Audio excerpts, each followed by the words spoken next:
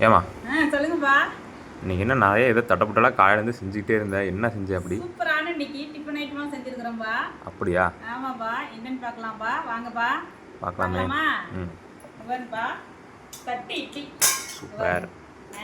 ஆஹா, தட்டு இட்லி. தட்டு இட்லியில் இப்படி இந்த மாதிரி நல்லா ஸ்பஞ்சு மாதிரி இருக்குது பாருங்கள் தட்டு இட்லி. இட்லி இப்படி கொஞ்சம் தூவி நல்லெண்ணெய் விட்டுருக்குறேன். அதுக்கு வந்து பார்த்தீங்கன்னா நம்ம வீட்டில் தேங்காய்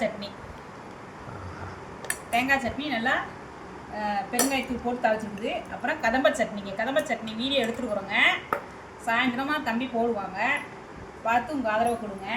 அதுக்கப்புறம் வந்து பார்த்தீங்கன்னா இந்த ஐட்டத்துக்காகவே ஆளுக்கு ஒரு மொறு தோசை இன்னைக்கு ஊற்றியாச்சுங்க நம்ம வீட்டில்.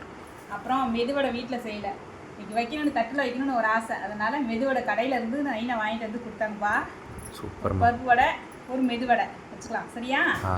அதுக்கப்புறம் வந்து பார்த்தீங்கன்னா சாம்பார், மாங்காய், கத்திரிக்காய், கேரட்டு, முருங்கைக்காய் இவங்களெல்லாம் போட்டு நல்ல ஒரு சாம்பாரும் வச்சாச்சு. பண்ணிக்கு டிஃபன் ஐட்டத்துக்காக சாம்பாரும் வச்சாச்சு.